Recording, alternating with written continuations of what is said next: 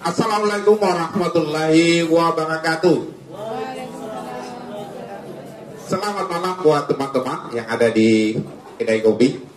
Pada malam hari ini kita akan banyak berdialog mengenai perempuan. Karena ini yang datang menjadi pemateri adalah para perempuan, Wonder Woman.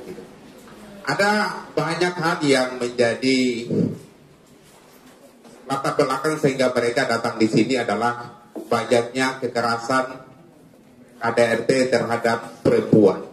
Dan pada malam hari ini akan dibahas tuntas oleh para pemateri, ya. Dan kita akan banyak berdialog dengan para pemateri pula. Ya, oke, saya akan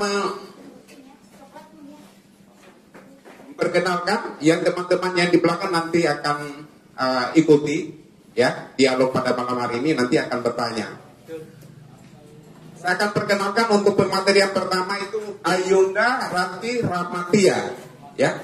Ini dari HMI, Bendahara HMI ya. Kemudian dari Sahabati Aktina Dola SKM, ya, mana? Sahabati yang Atina, coba berdiri dulu, berdiri. Iya. Kenapa tidak beri tepuk tangan ini? Bertepuk tangan dulu ini. Kayak tidak ada manusia saja. Yang ketiga ini adalah Asmita, Kabit Perempuan dari kami Geton, ya. Harus hidup suasananya gitu. Kalau tidak hidup, saya juga tidak hidup ini. Gitu. Ya, pada malam hari ini tema yang kita akan bawakan itu adalah membangun ruang aman terhadap jantung peradaban manusia perempuan. Ya, oke, saya akan mulai ya. Ya, dari Ayunda.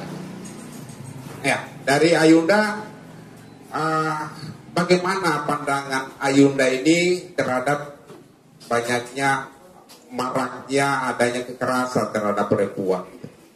Ya, silakan diberikan pemaparannya, Ayunda. Ya, baik, terima kasih.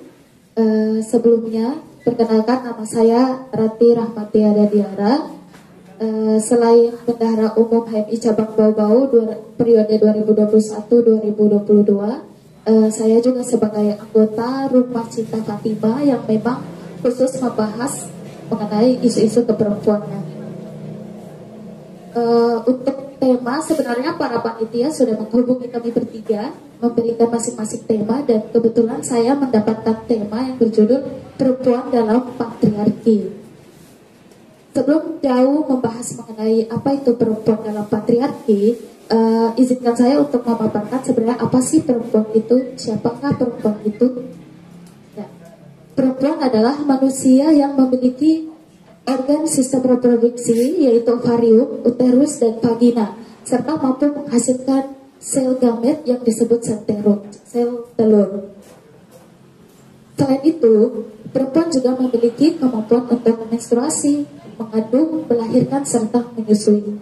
Inilah yang disebut kodrat seorang perempuan yang tidak dimiliki oleh lawan jenisnya, yaitu laki-laki. Perempuan secara etimologi berasal dari kata empu dalam bahasa Jawa kuno yang kemudian diserap dalam bahasa Melayu yang berarti tuan, mulia, atau hormat. Kata empu tersebut mengalami pengibuhan dengan penambahan per dan an, makanya sehingga disebut sebagai perempuan yang kemudian membentuk kata perempuan. Beberapa sumber juga menyebutkan bahwa kata empu dalam perempuan berhubungan dengan kata ampu yang berarti sokong atau penyangga. Secara tidak langsung bahwa perempuan ini disebut juga dengan seseorang makhluk yang mampu dalam beragam hal. Poin kedua yaitu apa itu patriarki? Patriarki adalah sebuah sistem sosial yang menempatkan laki-laki sebagai pemegang kekuasaan utama dan mendominasi dalam peran kepemimpinan, baik itu politik, otoritas moral, hak sosial, dan penguasaan properti. Dalam domain keluarga, sosok yang disebut ayah memiliki otoritas terhadap perempuan, anak-anak, dan harta benda. Beberapa masyarakat patriarkal, juga patrilinear, yang berarti bahwa properti dan gelar diwariskan kepada keturunan laki-laki. Secara tersirat, sistem ini melambangkan pemerintahan dan hak istimewa laki-laki serta menempatkan posisi perempuan di bawah laki-laki. Sistem-sistem ini biasanya kami teman-teman akan mendapatkan sistem-sistem tersebut di pelosok-pelosok daerah, khususnya biasanya itu di daerah Jawa yang masih tentang sistem patriarki. Istilah patriarki berasal dari kata patriarkat yang artinya adalah struktur yang menempatkan peran laki-laki sebagai penguasa tunggal, sentral, dan bahkan segala-galanya. Sistem patriarki juga membuat laki-laki memiliki hak istimewa terhadap perempuan. Dominasi para laki-laki tidak hanya mencakup ranah personal saja, akan tetapi juga dalam ranah yang lebih luas lagi, seperti pendidikan, ekonomi, partisipasi politik, sosial, hukum, dan lain-lain. Di zaman sebelum penjajahan pun kami mendapatkan, teman-teman mungkin tahu bahwa perempuan saat itu dilarang untuk sekolah tinggi-tinggi. Bahkan mungkin kalau untuk teman-teman yang ada di pelosok, biasanya orang tuanya menyebutkan untuk apa perempuan sekolah jauh-jauh. Kamu cukup di dapur, di sumur, dan di kasur. Bahasa itu yang selalu tidak asing mungkin di telinga teman-teman. Iya. Ada apa tadi yang tiga tadi? Di dapur, di sumur, dan di kasur. Itu bahasa-bahasa yang selalu tersebar di telinga masyarakat. Di ranah politik sendiri, hari ini sistem demokrasi kita itu memang memiliki ruang 30% kuota perempuan dalam ranah politik. Dan sebenarnya itu di pemilu 2019 tidak mencapai kuota tersebut. Saya belum mendapatkan informasi untuk tahun ini apakah kuota perempuan terpenuhi atau tidak. Hanya saja menurut saya pembatasan kuota 30% itu termasuk diskriminasi terhadap perempuan. Kenapa perempuan diberi batasan 30% untuk mengisi partai? Kenapa tidak sepenuhnya? Kenapa aturan itu dihapuskan saja? Bahwa siapapun perempuan dalam latar belakang apapun, ketika dia mampu untuk berbicara depan publik, ketika dia mempunyai ilmu dalam sistem politik, kenapa tidak harus maju ke partai? Nah, fakta yang sekarang kita dapatkan biasanya partai politik hanya mengambil asal comot saja. Yang penting dia perempuan atau melihat kemampuan dan lain-lain. Dan itu pun diletakkan di posisi-posisi yang kurang strategis. Biasanya seperti itu. Dominasi para laki-laki tidak hanya mencakup ranah personal saja, akan tetapi juga dalam ranah yang lebih luas lagi. Seperti yang saya katakan tadi, dalam ranah personal, budaya patriarki merupakan penyebab bahkan akar dari munculnya berbagai macam kekerasan yang terjadi. Tidak hanya pada perempuan saja, akan tetapi juga pada laki-laki. Karena lebih hak istimewa yang dimiliki oleh laki-laki, banyak dari mereka yang merasa memiliki hak untuk mengeksploitasi tubuh perempuan. Secara historis, budaya patriarki telah terwujud dalam organisasi sosial, agama, politik, dan bahkan ekonomi dari berbagai budaya yang berbeda. Jadi saya potong tadi, budaya patriarki ini memang menciptakan stereotip ya. Stereotip atau menomorduakan perempuan dan terjadinya banyak kekerasan terhadap perempuan gitu ya. Bisa dijelaskan lebih lanjut lagi kenapa sampai perempuan itu banyak mengalami kekerasan itu sendiri gitu. Faktornya apa sebenarnya? Mungkin kita kilas balik di sejarah perempuan sebelum pra-Islam. Ketika pra-Islam saat itu perempuan memang dianggap makhluk nomor 2, dianggap sebagai pemuas nafsu, dianggap sebagai alat sebagai alat untuk memproduksi manusia-manusia lain saja tanpa dipikirkan apakah perempuan ini mempunyai potensi untuk menjadi pemimpin. Itu kalau kita merujuk ke di Yunani kuno, Mesir kuno, di zaman Arab sebelum perang Islam, bahkan mungkin di Indonesia sendiri, Nusantara maksudnya. Oke, ini dari Ayunda ya. Selanjutnya dari Astina gitu. Nah, berarti Astina ini akan banyak memaparkan tentang nilai kritis dan realitas yang ada di kalangan perempuan ya. Ya, coba dijelaskan lebih detail tentang maksud tahun ini gitu. Bismillahirrahmanirrahim. Assalamualaikum warahmatullahi wabarakatuh. Salam sejahtera untuk kita semua. Om Swastiastu, Namo Buddhaya, salam kebajikan. Berangkat dari teori tadi, mungkin saya langsung di kontekstualnya, yang dimana yang akan saya bahas ini adalah sebuah nalar kritis untuk perempuan menyikapi keadaan yang sekarang. Namun sebelum itu, permohonan maaf saya pribadi jika untuk kali ini pemaparan saya kurang memuaskan atau kurang dipahami, karena jujur saja kami bertiga ini baru disampaikan bahwa oleh kita bawa materi di pagi hari tadi, jadi belum ada persiapan yang matang untuk menyusun materi-materi yang akan kita bawa malam ini. Baik, langsung saja. Kalau di PMI itu saya dipanggil sahabat Astin. Jadi kalau teman-teman mau panggil saya, tidak usah panggil Astina Dola, itu terlalu panjang. Panggil saja Astin. Untuk materi yang saya bawa ini menyinggung tentang kehidupan sehari-hari teman-teman perempuan. Bahwa menyikapi isu-isu perempuan atau persoalan-persoalan tentang perempuan, tentang kesetaraan perempuan, keadilan perempuan, itu adalah menyikapi tentang bagaimana memahami antara hak dan kewajiban. Bukan hanya perempuan saja, tapi laki-laki juga. Karena jika kita masih membawa ego, itu tidak akan ada titik temunya.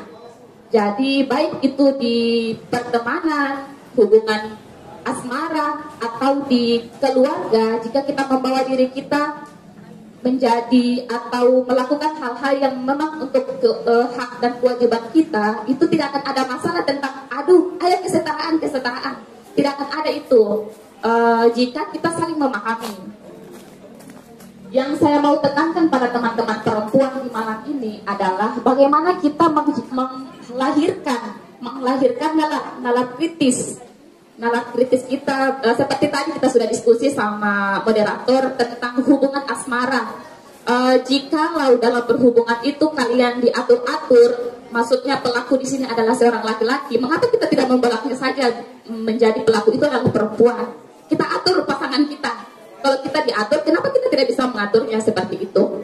Jadi ini perempuan tidak mau kalah juga nih dengan laki-laki ini. Bukan tidak mau kalah, tapi mari kita lahirkan nalar kritis kita agar keseimbangan yang saya maksud, agar adanya keseimbangan bahwa perempuan itu juga bisa mengambil keputusan, perempuan juga itu bisa memilih. Jangan kita yang dipilih kalau bisa, jangan kita yang dipilih, tapi kita juga bisa memilih mana yang baik. Kita masak sayur saja, itu kita bisa ke pasar beli sayur kita pilih sayur yang mana yang lebih segar. Itu analogi sederhananya. Seperti itu, Abang moderator. Jadi laki-laki itu ibarat kita pilih sayur ya. Jangan hanya laki-laki yang pilih sayur, perempuan juga pilih sayur, kurang lebih bingung gitu ya. Jadi ada kesetaraan gender di mana perempuan itu harus ditempatkan sesuai dengan kodratnya, dalam artian bahwa dia ditempatkan sama dengan laki-laki dalam kehidupan sosial gitu. Baik itu dalam politik, ekonomi, maupun dalam bidang yang lainnya. Mungkin tidak terkecuali mungkin dengan agama ini. Ini karena ini ada pemateri yang khusus untuk membahas perempuan dalam perspektif agama gitu. Tadi bicara kesetaraan gender gitu. Tetapi apakah dalam agama itu membahas tentang kesetaraan gender gitu? Ya, nanti dijelaskan oleh Asmita ya. Ya, silakan Asmita menjelaskan mengenai perempuan dalam pandangan agama. Silakan. Terima kasih. Bismillahirrahmanirrahim. Assalamualaikum warahmatullahi wabarakatuh. Alhamdulillah, terima kasih kepada panitia yang sudah mengundang kami untuk berdiskusi malam hari ini. Dan sebelumnya saya dari Persatuan Aksi Mahasiswa Muslim Indonesia bidang perempuan. Terkait subtema yang kami diamanahkan, yaitu tentang kesetaraan perempuan, kedudukan perempuan dalam pandangan Islam. Jadi berbicara tentang perempuan dalam pandangan Islam, tentu kita semua sudah tahu bahwa bagaimana Islam sangat memuliakan perempuan. Perempuan diatur sangat-sangat detail dalam Islam. Bahkan dalam kita ketahui dalam Al-Quran ada surah khusus untuk wanita, dan penjelasan yang sangat rinci tentang wanita, ada fikih khusus untuk wanita hanya untuk membahas wanita. Bahkan tentang, mohon maaf, tentang proses menstruasi wanita, bagaimana proses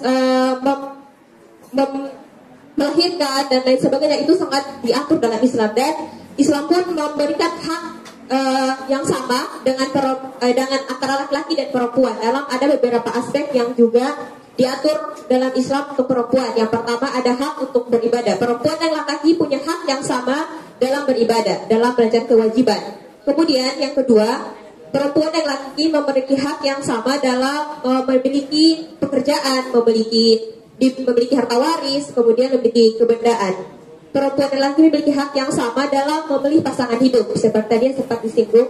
Kemudian yang keempat, perempuan juga dalam Islam memiliki hak untuk menuntut ilmu. Jadi Islam sangat tidak melarang perempuan untuk menuntut ilmu. Jadi itulah beberapa indikator yang bisa kita lihat bahwa memang Islam ini sangat memuliakan seorang wanita. Baik dari sisi penjagaan terhadap wanita, Islam sangat menjaga wanita dengan sangat baik. Gitu. Jadi ketika dia menjadi seorang anak, menjadi seorang istri, menjadi seorang ibu, itu semua diatur dalam Islam bagaimana ia dilindungi. Jadi kita sebagai wanita sebetulnya bersyukur sekali terlahir menjadi wanita dengan segala rules yang sudah Allah atur. Jadi kita tinggal menjalankan saja. Jadi Islam sebagai way of life, jadi jalan hidup. Islam sebagai jalan hidup kita hanya tinggal menjalani apa yang sudah Allah atur untuk kita.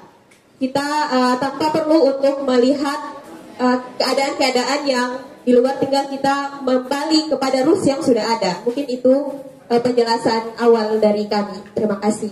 Iya, mungkin ada yang perlu kita tanyakan ya. Nanti sebentar teman-teman bertanya ya, khususnya bagi laki-laki yang diduga adalah pelaku gitu ya. Pelaku, karena perempuan di sini jadi korban gitu. Berarti kalau ada korban berarti ada pelaku gitu. Ini yang perlu kita tanyakan terkait dengan kedudukan perempuan ya.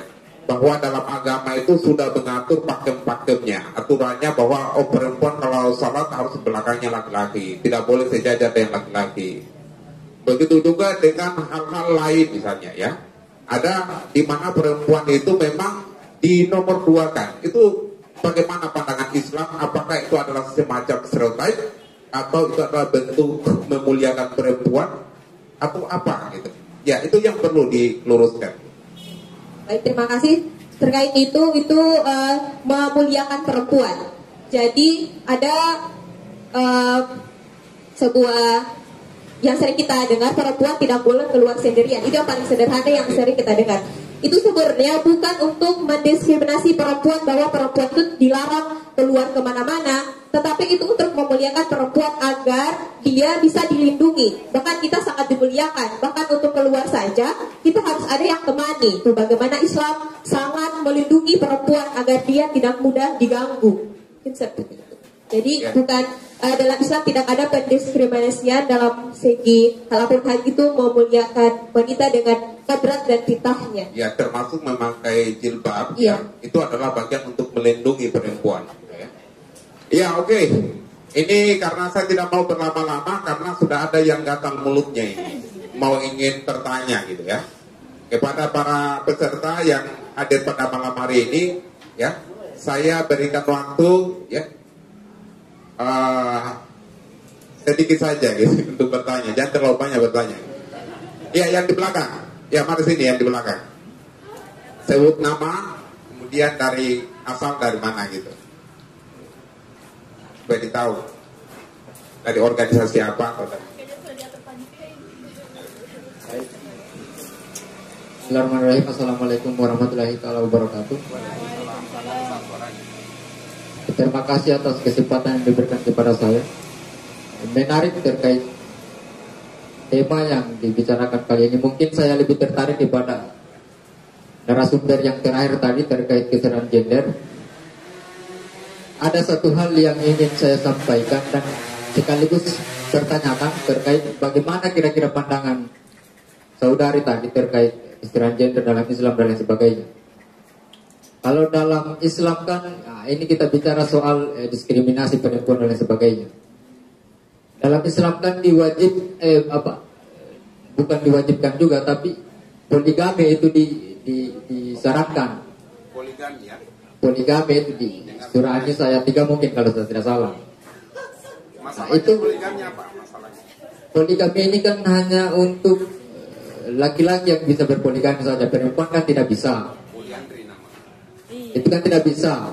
Tidak bisa. Kemudian dalam kompilasi hukum Islam, hukum positif yang diatur di pasal 53 ayat 2 Undang-Undang kitab undang-undang pidana, itu juga ada, saya kira itu mendiskriminasi perempuan, yang dimana ketika perempuan tidak bisa memberikan keturunan, sakit dan sebagainya, itu laki-laki bisa menikah lagi tanpa menunggu persetujuan perempuan. Kira-kira masuk tidak dalam diskriminasi perempuan terkait pasal itu dengan terkait pandangan hukum Islam terkait poligami? Mungkin sekian. Wassalamualaikum warahmatullahi wabarakatuh. Nama saya Ilham Sakti Sukma. Saya kuliah di Universitas Dayang Sanudin, jurusan program studi ilmu hukum, baru semester 4. Oh ya, beri aplaus buat dia. Ini saya langsung saja ya kepada ini materi ya, silakan langsung dijawab. Baik, terima kasih pertanyaannya tadi terkait hal itu. Poligami ini memang yang sudah sering kita dengar ya, sudah banyak pembahasan terkait ini. Dan mari kita flashback ke kenapa ada surah itu turun. Itu sebenarnya ada latar belakangnya. Bukan hanya turun begitu saja. Itu ada poligami itu ada rules-nya juga, ada ketentuan yang berlaku di situ. Itu tidak sebegitu saja. Jadi ada ketentuan yang berlaku di situ, di mana jika dulu pada zaman Rasulullah dulu, kenapa beliau berpoligami? Karena itu sesuai dengan keadaan saat itu, di mana banyak janda, akibat perang tidak ada yang diurus, kemudian banyak problem yang memang harus bisa diselesaikan dengan salah satu cara seperti itu. Nah, saat ini itu bisa kita lihat poligami ini banyak aturan yang salah satunya itu ketika melihat si perempuan yang mau dipoligami seperti apa dulu gitu. Apakah memenuhi syarat? Ada syaratnya sudah tidak bisa mengurus diri sendiri atau dalam tanda kutip sudah lansia seperti itu. Jadi dia sudah tidak bisa mengurus dirinya, makanya dia butuh pasangan untuk diurus supaya supaya dia bisa melangsungkan hidupnya. Nah, itu salah satu syarat. Kemudian yang tadi tidak bisa memberikan keturunan. Boleh, tapi dengan kalau dalam Islam harus ada persetujuan. Yang saya ketahui seperti itu, jadi harus ada persetujuan dari istrinya bahwa dia boleh berpoligami seperti itu. Jadi poligami tidak asal saja, tetapi harus ada syarat dan ketentuannya berlaku. Jika mampu, jika dia merasa bisa, jika dia bisa berlaku adil ya, dalam lanjutan ayatnya itu dia boleh berpoligami, menikahi 2 atau 4 asal dia bisa berlaku adil. Tetapi balik lagi, definisi adil ini yang tidak bisa kita bisa kita teorikan secara langsung, karena definisi adil ini bisa beda-beda tiap orang. Jadi dan perlakuan adil ini dilanjutkan lagi, tidak ada jika kamu tidak bisa berlaku adil maka cukup satu saja bagimu.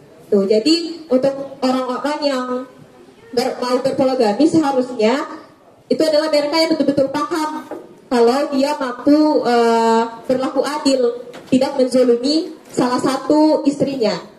Seperti itu. Terima kasih. Ya, yang pertanyaan kedua tadi terkait dengan di dalam hukum pidana, apabila perempuan tidak bisa menjalankan kewajibannya sebagai perempuan, maka laki-laki boleh menikah lagi. Kurang lebih gitu ya. Tanpa persetujuan istri. Waduh, bahaya ini. Ya silakan. Di antara bertiga kasih pandangan saja gitu. Ya. Jadi terkait pasal tadi saya belum terlalu mendalami terkait pasal itu. Jadi saya belum terlalu mendalami terkait pasal yang membolehkan seorang laki-laki berpoligami ketika tidak memiliki keturunan tanpa persetujuan istri. Tapi yang saya ketahui ketika ingin berpoligami tadi, maka dia harus meminta izin sewajarnya ya seperti itu, karena ini mencangkup ada hubungan keluarga di situ. Jadi akan banyak berdampak ke masa depan jika rumah tangganya tidak baik. Jadi harus persetujuan. Dan terkait pasal tersebut, kayaknya kita perlu mengkaji lagi. Karena kami belum terlalu mengkaji terkait pasal tersebut, dan saya anggap bahwa ketika kita back to proof di Islam, maka tidak ada diskriminasi. Itu bukan sebuah diskriminasi bagi seorang perempuan. Tinggal diatur saja ini. Iya. Jadi mungkin ada tambahan lagi dari yang lain. Ya, jadi tadi dikatakan bahwa untuk pasal itu memang untuk pemateri belum membaca secara spesifik, jadi tidak terlalu banyak mengomentari karena itu bukan wilayah keilmuan beliau ya. Nanti mungkin akan ada ahlinya yang menjelaskan tentang hal itu, karena jangan sampai terjadi kesesatan dalam menafsirkan atau memahami tentang isi pasal itu sendiri gitu. Ya, terkait dengan poligami tadi, bahwa itu kalau pendapatnya Prof. Siap itu bahwa itu adalah kondisi darurat apabila dilakukan gitu ya. Tergantung situasi gitu ya. Jadi itu bukan kewajiban, tetapi pada situasi tertentu itu bisa dilaksanakan. Tetapi melalui persetujuan dari istri pertama ya. Nah, jadi seperti itu, jangan asal comot tanahnya orang itu laki-laki gitu. Ya. Kurang lebih seperti itu ya. Ya, ada lagi yang mau bertanya? Ya, silakan. Ini laki-laki semuanya ini yang bertanya. Balas dendam ke apa? Cek. Oke, terima kasih Bang Darmin atas kesempatan yang diberikan kepada saya. Assalamualaikum warahmatullahi wabarakatuh. Ya, kali ini saya akan berusaha seobjektif mungkin. Ya, tidak bawa gender sebenarnya saya. Ya, supaya tidak mewakili laki-laki, tidak mewakili perempuan, tengah-tengah. Artinya diskusinya harus objektif. Karena isu perempuan ini sensitif sebenarnya. Karena melibatkan perasaan juga. Oke. Laki-laki saya bilang menarik ini pembahasan. Menariknya di mana? Menariknya karena memang isu tentang perempuan itu komplit dan sangat komprehensif untuk dibahas. Saya tertarik dengan beberapa penjelasan dari para narasumber tadi mengenai isu-isu tentang perempuan. Kalau sekarang itu kan ada dari abad 18 itu kan sudah ada isu gerakan-gerakan feminisme yang gerakan itu dia memperjuangkan hak-hak perempuan. Dan di mana gerakan itu juga sebenarnya mereka ingin memproklamirkan bahwa perempuan itu punya hak yang sama, baik itu dari politik, sosial, bahkan biologis juga. Tetapi saya ingin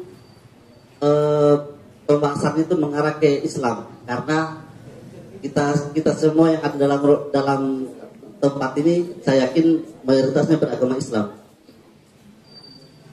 Saya ingin bertanya kepada para narasumber tentang patriarki tadi dalam Islam. Kalau menurut pandangan saya, Islam itu sangat patriarki. Ya, sangat patriarki. Karena ada beberapa sumber, baik itu dalam Al-Quran maupun hadis, sebaik-baiknya perempuan itu bukan hanya dalam untuk sholat ya, Tapi sebaik-baiknya perempuan itu adalah berada di dalam rumah-rumah mereka. Mereka itu dilarang untuk bahkan pakai parfum, bersolek, kumpul kebo dengan laki-laki, itu dilarang. Untuk memuliakan perempuan. Terus isu poligami juga. Poligami itu tujuannya untuk memuliakan juga perempuan sebenarnya. Di mana letak memuliakan perempuan? Supaya laki-laki itu, terkhusus suami yang berpoligami, daripada dia harus selingkuh, mendingan dia dalin melalui ikatan yang sah. Tetapi Islam juga tidak sebenarnya kenapa saya bilang sangat patriarki? Karena memang menempatkan posisi perempuan itu bukan dalam menganjurkan perempuan itu untuk tidak terlalu bersosialisasi di luar rumah. Kodratnya perempuan itu adalah di dalam rumah, melayani suami. Kewajiban untuk nafkah itu ada pada suami. Perempuan itu pemimpin, tetapi pemimpin dalam rumah ketika suami tidak ada. Tetapi ketika ada suami, maka pemimpin dalam rumah adalah suami. Tadi saya sepakat, tadi dibilang bahwa perempuan juga bisa mengambil keputusan. Misalnya dia pergi ke pasar membeli sayur, dia juga punya keputusan untuk membeli sayur apa yang dimakan pada malam itu. Tetapi saya sebenarnya ingin tanya, bagaimana pandangan teman-teman mengenai patriarki dalam Islam itu sendiri? Apakah posisi perempuan ini betul-betul kalau yang diperjuangkan oleh gerakan feminisme, perempuan itu harus eksis juga, sama juga kedudukan dengan laki-laki. Baik itu di politik tadi disebut juga 30% suara perempuan, kedudukan perempuan di partai politik dan sebagainya. Nah, tetapi Islam itu tidak menganjurkan itu, gitu. Islam tidak menganjurkan itu. Ada beberapa hadis, silakan dibaca beberapa hadis dari Quran juga, ayat dalam Quran juga yang menjelaskan itu. Seperti itu. Saya ingin tanya saja sebenarnya pandangan teman-teman. Terima kasih. Beri aplaus buat Gafur ya. Iya, pandangan patriarki dalam Islam gitu ya. Ya, tetapi ingat itu ada Siti Khadijah itu yang memang dia berdagang ya. Bagaimana mau berdagang? Sekarang bedakan online. Tetapi dulu itu harus berdagang harus keluar gitu. Masa harus tinggal di rumah? Siti Khadijah, istri pertama dari Rasul gitu. Ya, silakan. Bagaimana pandangan Islam tentang patriarki? Ya, silakan.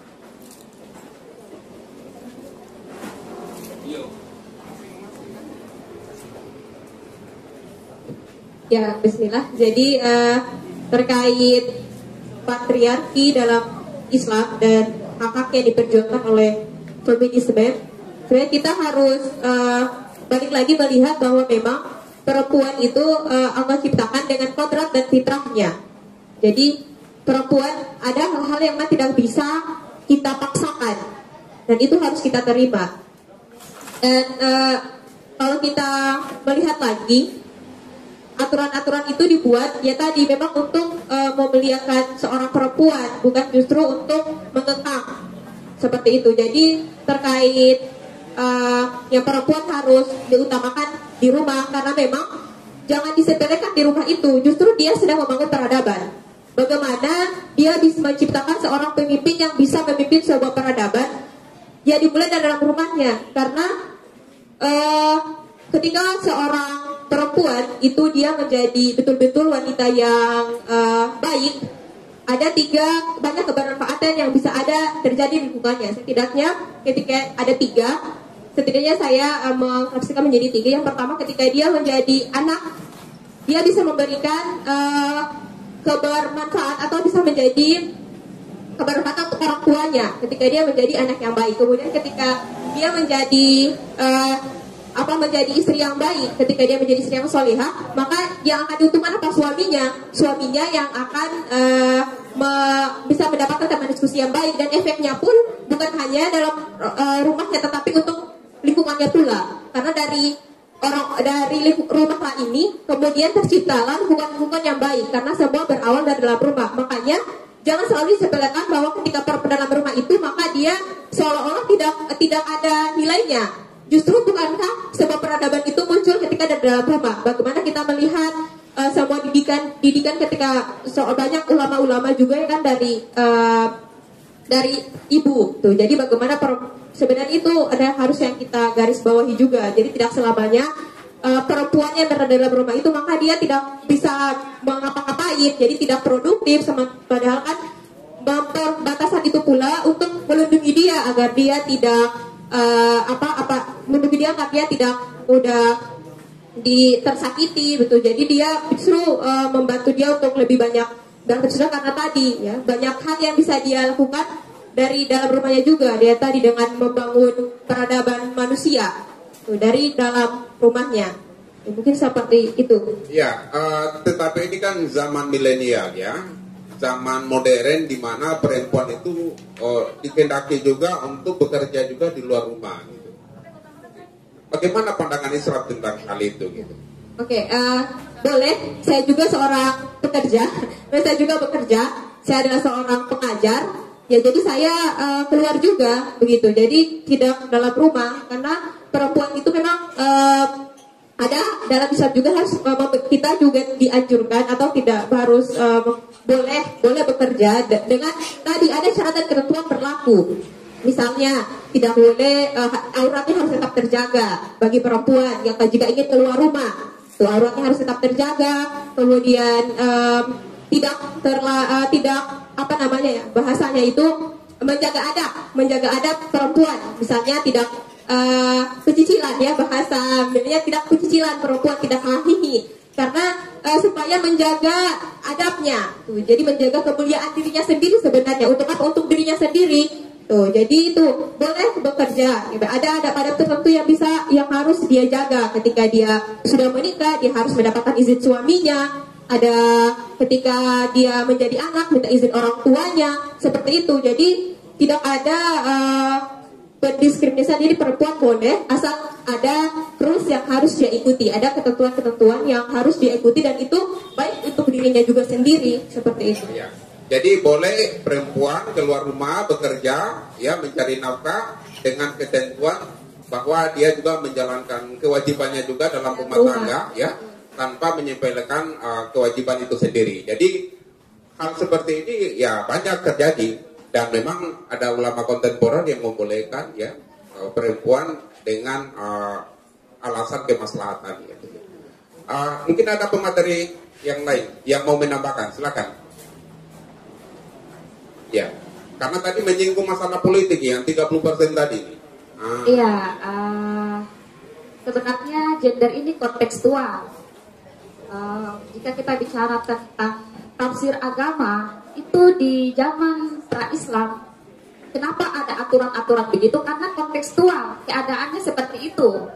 Misalnya perempuan dianggap sebagai aib karena di saat itu perempuan itu dijadikan pelampiasan nafsu. Jadi ketika lahir aib kuburkan, begitu. Kontekstual dia gender sekarang. Lalu kita angkat atau kita bawa di masa sekarang bahwa perempuan itu berdandan seperti begini dianggap sebagai penarik hati laki-laki, begitu kan, menjadi nafsu saja karena kita terbawa-bawa dengan masalah pra-Islam sebelumnya, kita tidak move on, maksudnya begitu. Jadi kembali lagi bahwa gender itu kontekstual. Kalau kita masih mengungkit-ungkit atau menafsir ke agama itu tidak akan selesai karena kontekstual. Apa yang terjadi di saat itu pengetahuan masih minim. Kemudian asumsi-asumsi tentang perempuan itu dianggap rendah. Jadi kalau sekarang kan sudah ada emansipasi, sudah ada pemikiran-pemikiran kritis yang hari ini, yang malam ini saya jadikan sebuah tema. Sudah ada itu, sudah ada seperti itu. Jadi memandang persoalan atau isu-isu perempuan itu jangan menoleh ke belakang, begitu. Kalau kita melihat ke depan, ini makin banyak kasus-kasus perempuan, apalagi di Kota Bombau yang kemarin saja sudah terjadi ada kasus pelecehan yang pelakunya itu 26. Kita sebagai perempuan di sini kita mau bersikap seperti apa? Harusnya kita lahirkan sebuah anak kritis. Kita berikan edukasi mungkin sama anak-anak atau sama orang tua atau mungkin sama pelaku-pelaku pelaku ya, atau calon-calon pelaku. Maksudnya jangan selalu kita menoleh ke belakang, tapi lihat ke depan. Banyak ancaman-ancaman untuk perempuan seperti itu. Berbicara tentang nalar kritis ini, harusnya perempuan itu jangan fokus pada ketakutan, tapi fokus pada kekuatan. Karena kita ini kuat. Bayangkan kalau ada banjir, yang awalnya kita tidak bisa angkat itu televisi, mungkin bisa kita angkat. Karena jangan kita fokus pada ketakutan, tapi fokuslah pada kekuatan. Angkat galon juga bisa ya? Bisa. Angkat galon. Jadi seperti itu, jangan itu saya tekankan lagi bahwa gender ini dia kontekstual. Kalau sekarang dengan yang kemarin atau dengan pra Islam itu beda sekali. Jadi jangan disangkut pautkan lagi. Kita move on lah. Atau itu menjadi sebuah alarm saja bahwa perempuan itu se ekstrim-ekstrimnya kita harus patuh juga pada aturan atau patuh juga pada ajaran-ajaran Islam. Mungkin seperti itu. Saya kembalikan ke itu jadi jawabannya bahwa bukan dalam artian menstereotipkan perempuan ya, tetapi memuliakan perempuan. Jadi memang konteksnya seperti yang dijelaskan oleh pemateri tadi, konteksnya itu adalah bagaimana perempuan itu diletakkan sebagai makhluk yang dimuliakan. Sehingga ada beberapa batasan yang perlu dilakukan oleh perempuan, semacam kris kalau setiap hari dibuka itu tidak lagi sakral, tetapi kalau berada di sarungnya, kris itu katanya disakralkan gitu. Kurang lebih seperti itu ya. Jadi ini ada yang mau jawab karena ini yang 30% tadi ya. Ya ada yang mau ditambahkan gitu. Ya 30% perempuan dalam politik tadi. Nah, mungkin ada tambahan lagi lah gitu. Ya baik.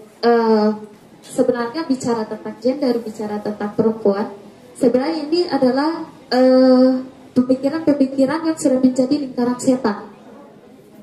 Ya, karena pra-Islam perempuan seperti ini dianggap perempuan adalah aib, dianggap perempuan hanya sebagai pemuas nafsu.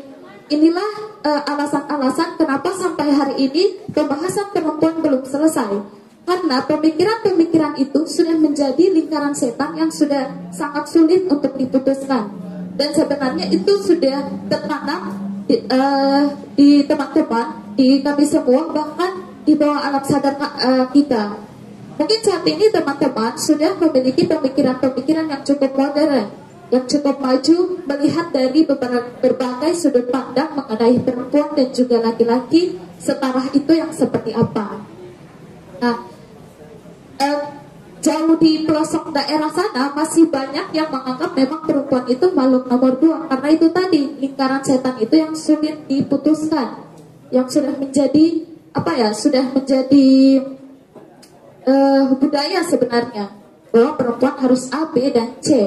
Nah, bahkan dari sisi politik tadi ya, bicara tentang 30% perempuan, keterkaitan perempuan dalam politik. Nah, ini sebenarnya menjadi pro kontra juga kepada kaum perempuan sendiri. Karena kenapa sih harus perempuan dibatasi 30%? Kenapa tidak harus perempuan manapun yang boleh jadi, yang mau terjun ke politik silakan. Nah, contoh kecilnya itu biasa dalam kepengurusan yang ada di desa-desa. Contoh Karang Taruna semisal. Ketika seorang perempuan menjadi ketua Karang Taruna, itu pasti ada pro kontra. Karena selama ini pemikiran masyarakat menganggap Karang Taruna adalah kumpulan pemuda-pemudi yang tergabung dalam satu kelompok atau organisasi, tapi pasti diketuai sama laki-laki. Itu yang kontradiksi. Mengapa saya mengatakan demikian? Karena saya sendiri merasakan itu. Di daerah yang berada di pinggiran kota, saya sendiri berasal dari Kelurahan Bone-Bone. Kelurahan Bone-Bone itu berada di pinggiran kota. Harusnya pemikiran kita cukup maju. Kenapa sih ketika ketua Karang Taruna atau ketua-ketua pemuda yang lain diketuai oleh perempuan, yang laki-laki itu mengamuk? Kenapa harus perempuan? Kenapa tidak laki-laki? Lantas kenapa perempuan? Apakah perempuan tidak mampu? Sementara bicara mengenai perempuan sendiri itu artinya mampu. Nah, selain itu juga dari hal-hal kecil itu pun kita berangkat dari sejarah. Kita tidak boleh melupakan sejarah. Kita berasal dari Tanah Buton. Raja kita sendiri adalah Wakaka. yakni seorang perempuan. Sebenarnya Buton sendiri sistem demokrasi itu sudah ditanamkan jauh sebelum Kartini lahir, jauh sebelum Cut Nyak Dien ikut turun berperang membantu kerajaannya untuk mengusir penjajah. Buton sendiri sudah memiliki pilar perempuan sebenarnya sebelum Kartini dan Cut Nyak Dien tersebut di tanah Jawa. Kami memiliki raja pertama, Raja Wangkaka, raja kedua adalah Kulawabona. Itu sebenarnya menggambarkan kenapa perempuan tidak jadi pemimpin. Nah, dalam hal agama pun kita punya beberapa patron perempuan. Siti Khadijah semisal seorang pedagang, kenapa dia harus berada dalam rumah? Dia membantu suaminya. Bahkan Nabi Muhammad pun modalnya untuk berdakwah bisa dibilang dari istri tersebut. Nah, bicara poligami juga, Nabi Muhammad itu berpoligami ketika istrinya sudah mendiang, sudah meninggal, dan beliau pun menikah kembali dengan para janda-janda yang suaminya telah wafat di medan perang. Nah, bicara poligami juga, sebenarnya hari ini sebenarnya sebelumnya kita sudah diskusi sama moderator, banyak hari ini pemuka-pemuka agama. Saya bukan maksud menjelekkan, tapi memang ini kita perlu terbuka ya, matanya harus terbuka lebar. Kita tidak bisa pungkiri ada beberapa oknum mengatasnamakan agama berbicara poligami. Tapi ketika ditelusuri, istri yang dicari, istri yang dinikahi kembali adalah yang masih di bawah umur semisal. Seperti itu. Nah, itulah yang yang akan beberapa perempuan terlalu patuh terhadap agama, sehingga logika mereka tidak dipakai. Mereka menganggap, oh ini memang sunnah, ada surahnya, tanpa dikaji lebih dalam lagi, sehingga mereka terperangkap dalam lingkaran setan yang disebut poligami tadi. Padahal kan sudah dijelaskan sama rekan kami barusan bahwa poligami sendiri ada poin-poin tertentunya, poligami yang seperti apa, adil yang seperti apa. Yang mungkin ketika kita bawa di era modern hari ini, mungkin sudah tidak ada, bahkan tidak ada yang mampu menyamai manusia biasa seperti kita dengan Nabi Muhammad SAW. Seperti itu. Jadi Islam datang itu sebenarnya memuliakan perempuan ya. Sebenarnya sejarah penindasan perempuan itu sudah ada dalam sejarah Yunani kuno. Perempuan tidak boleh memilih, perempuan menjadi budak. Tetapi maksudnya Islam itu perempuan berubah posisinya, surga ada di telapak kaki ibu, muliakan perempuan, muliakan ibumu, ya. Bahkan Rasul mengatakan bahwa yang perlu dimuliakan pertama sampai yang ketiga itu adalah ibumu, ya. Ini adalah satu simbol pesan moral bahwa perempuan itu sebenarnya mempunyai derajat yang mulia, gitu ya. Jadi bukan menstereotipkan, tetapi memuliakan perempuan. Itu perbedaan pandangan menurut para pemateri gitu. Ya, ada lagi ya orang yang ya tapi nanti ya oke. Saya kasih ini hanya klarifikasi ya. Iya, klarifikasi tapi Noel dulu, Noel. Ya, setelah Noel baru gabung ya. Enggak apa-apa ya. Tapi perempuan ya, tolong bertanya perempuan ini karena semuanya laki-laki tadi. Ya, oke, assalamualaikum warahmatullahi wabarakatuh. Perkenalkan, nama saya Muhammad Suhardin Nasrullah, biasa dipanggil Noel. Dari tadi sudah panjangnya penjelasan tentang perempuan itu, mungkin banyak juga penjelasan tentang perempuan tentang kaitannya tentang agama. Di sini saya akan sedikit menjelaskan dalam ilmu tauhid itu ada ketika perempuan baru selesai diceraikan, maka akan ada jeda beberapa bulan untuk bisa menikah lagi. Masa idah itulah. Nah, jadi di sini yang ingin saya pertanyakan, ketika dalam masa idah itu sedang belum selesai dan dia menikah lagi, apakah itu ya, mohon maaf ya, apakah itu disebut ini bisa disebut katakan poliandri atau bagaimana? Saya kembalikan. Iya, langsung saja. Ada agak. Terima kasih Pak Darmin. Ya. Saya sedikit klarifikasi dari pertanyaan tadi sebenarnya. Dan sebenarnya belum terjawab dari pertanyaan tadi.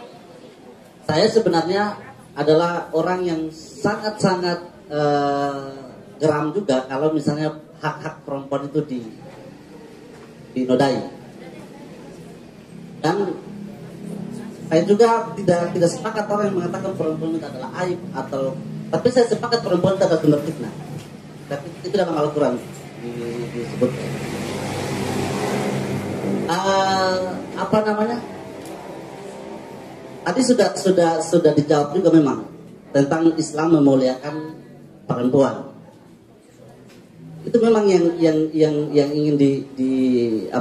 ingin disampaikan dalam Islam, memuliakan perempuan. Tetapi memang kedudukan perempuan dalam Islam itu tidak dia menganjurkan perempuan untuk tidak terlalu bersosialisasi di luar. Apalagi kayak tadi terjun dalam politik, bekerja perempuan itu dalam Islam ketika dia bekerja itu tidak dianjurkan dalam Islam. Bahkan Islam itu mewajibkan laki-laki untuk memberi nafkah. Terkait poligami tadi itu kan laki-laki itu hanya dituntut satu syaratnya, adil sebenarnya. Dan kata adil itu bukan urusannya perempuan, urusannya laki-laki. Perempuan itu sudah diganjar dalam Al-Quran bahwa bagi perempuan yang merelakan suaminya untuk menikah lagi, itu ganjarannya surga, tanpa terkecuali, tanpa hisab. Kurang cukupkah bagi perempuan dalam kedudukannya di dalam Islam? Bahkan dosa istri atau dosa anak perempuan itu yang tanggung laki-laki loh. Saya sedikit subjektif ini. Yang tanggung laki-laki, ya kan? Sehelai rambut anak perempuan itu ada 4 orang yang masuk neraka itu, dibangunkan istana dalam neraka. Bapaknya, saudara laki-lakinya, anak laki-lakinya, sama suaminya. Jadi perempuan itu memang dikasih kedudukan yang paling mulia. Dosanya perempuan, dosanya laki-laki. Dosanya suaminya, dosanya adik laki-lakinya, dosanya anak laki-lakinya. Jadi ketika perempuan menuntut haknya supaya dia bisa juga jadi pemimpin di luar misalnya, dia juga kan memimpin laki-laki. Tapi sebaik-baiknya perempuan itu dia tidak memimpin laki-laki. Yang seharusnya memimpin itu laki-laki memimpin perempuan. Nah, bagaimana dalam pandangan Islam atau dalam pandangan teman-teman pemateri bahwa memang perempuan itu sejatinya dia tidak boleh jadi pemimpin. Dia hanya boleh jadi pemimpin dalam rumah apabila suaminya tidak ada dalam rumah. Ini kita bicara baru dalam rumah ini, belum dalam kehidupan sosial atau kehidupan politik. Berarti dia langkahi kodrat ini perempuan. Itu. Ya, itu saja. Terima kasih. Berikan aplaus untuk Noel dan Kak. Ya, jadi ini sebenarnya klarifikasi sekaligus bantahan juga ya. Tetapi mungkin perlu juga menjawab pertanyaan dari Noel tadi ya, terkait dengan masaidah perempuan tadi ya.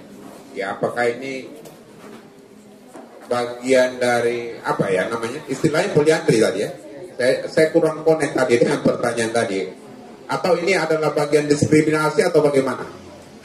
Ya, perlu diperjelas dulu mungkin ya. Ya. Ya, mungkin Pak, misalnya begini. Dalam perempuan ketika sudah diceraikan itu ada beberapa bulan mungkin untuk bisa, kalau istilahnya masa idahnya itu. Nah, ketika belum selesai masa idahnya itu, dia sudah menikah. Apakah itu disebutkan poliandri atau bukan? Iya. Ya, silakan dijawab. Apakah itu disebut poliandri atau tidak gitu ya? Ya, terima kasih. Jadi untuk pertanyaan tadi, karena kami bukan ahli fikih, jadi kami tidak bisa memberikan statement hukum. Jadi yang kami tahu perempuan memang tidak boleh menikah lagi kecuali selain masa idahnya. Dan ketika dia menikah lagi, ya berarti dia sudah menyalahi aturan yang sudah ditetapkan. Karena aturannya memang ya tidak boleh menikah setelah selesai masa idah. Karena dalam masa idah itu ada ketentuan yang harus dia, jangan sampai dalam proses masa idah dia mengandung atau bagaimana. Jadi harus ada masa idah selama 40 hari kalau saya tidak salah. Itu ada melihat hal-hal yang harus dilihat. Jadi ketika dia menikah lagi berarti dia sudah menyalahi aturan yang sudah ditetapkan, begitu. Kalau menurut saya seperti itu. Ya, jadi kalau masa idah sudah dilanggar, ya, dalam artian tadi ada perempuan, ya, mantan istrinya tadi adalah menikah lagi, padahal masih masa idah, itu berarti sudah menyalahi ketentuan. Bukan poliandri, poliandri itu banyak suami, gitu ya. Jadi beda konteksnya poliandri dengan masa idah, jadi agak jauh mungkin ya, beda. Gitu. Yang perempuan saya mau ingin minta waktunya untuk bertanya karena tadi semuanya dipenuhi oleh laki-laki supaya ini adil ya. Jadi saya minta kepada kesediaan dari perempuan untuk bertanya. Siapa? Ada? Oh ya, ini satu. Ada lagi? Supaya dua. Oh ya. Yang perempuan yang pakai rok bukan yang pakai celana jeans. Yeah.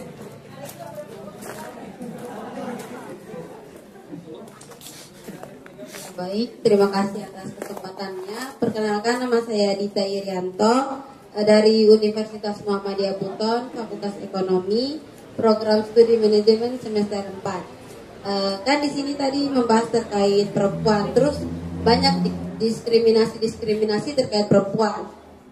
Terus pada pamflet yang saya lihat kan di sini judulnya itu, adakah ruang aman untuk perempuan di Kota Bau-Bau?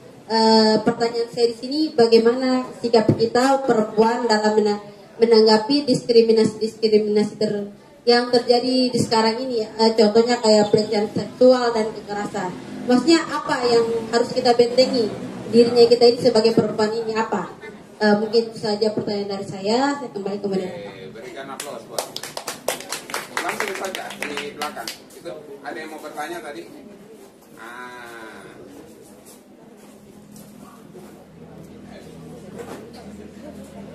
Ya, langsung nama. Bismillahirrahmanirrahim. Assalamualaikum warahmatullahi wabarakatuh. Perkenalkan, nama saya Sandita. Langsung saja, mungkin tadi saya tidak sempat mengikuti materi yang dibawakan, tetapi saya lihat dari temanya tentang perempuan. Mungkin langsung saja. Saya di sini mau bertanya kepada pemateri. Kan banyak kejadian-kejadian yang terjadi di Kota Bau-Bau, yang contohnya kemarin tentang pencabulan perempuan yang 15 orang itu. 26. Pertanyaan saya, bagaimana sikap kita sebagai perempuan atau pemerintah Kota Bau-Bau mengambil tindakan untuk tidak terjadi lagi hal-hal seperti ini, karena dari dulu-dulunya kayaknya tidak terselesaikan. Jadi bagaimana sikap pemerintah atau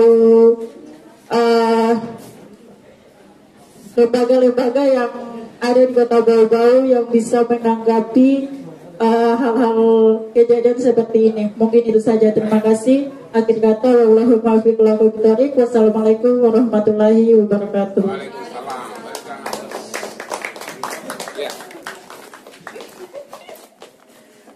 Oke, langsung saja dijawab.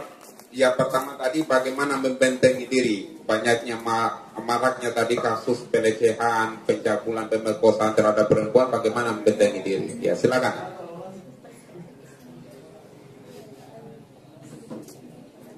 Oke, terima kasih. Pertanyaan yang pertama dulu, dari cara untuk membentengi diri. Dari ya dari kasus-kasus yang sudah ada ya tentang pelecehan ini, bagaimana cara membentengi diri. Jadi saya akan, karena saya di sini membawa dari perspektif Islam, jadi saya mencoba menjawab dari perspektif Islam.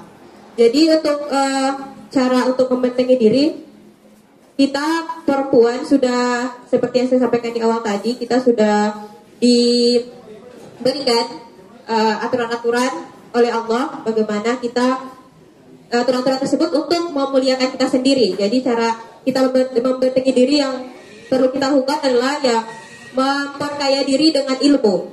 Memperkaya diri dengan ilmu itu yang pertama, karena itu penting juga. Itu sangat penting bahwa kita perempuan ya caranya harus punya ilmu segalanya, ilmu untuk bagaimana kita menjadi perempuan yang baik, bagaimana menjadi perempuan yang sesuai dengan syariat yang berlaku. Kemudian bagaimana juga kita menjadi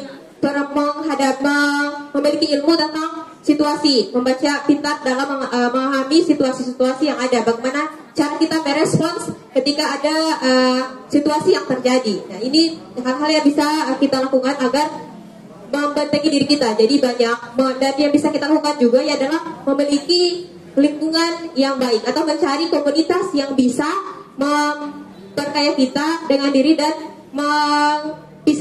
punya circle yang baik seperti itu. Jadi karena di mana kita bergaul ya di situ kan pola pikir kita. Jadi ketika berkomunitas kita memiliki lingkungan yang baik, ya insya Allah kita punya benteng diri dalam menghadapi situasi-situasi seperti itu. Oke, itu saja. Kalau yang nanti satu-satu dulu. Oh iya, oke. Ya, silakan. Ya.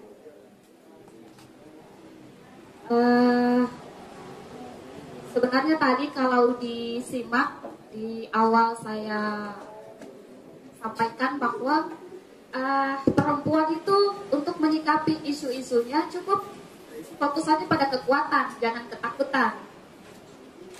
Artinya menyikapi masalah yang seperti saudari sampaikan tadi tentang pencabulan, itu sebenarnya tidak akan terjadi jika perempuan-perempuan melahirkan atau menciptakan sebuah alat berpikir yang berbeda dari sebelumnya.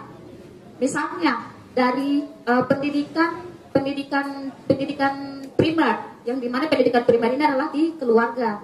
Jikalau ibu atau saudara perempuan menyampaikan edukasinya kepada saudara laki-lakinya misalnya, ini pelaku ceritanya ini, analoginya adalah pelaku.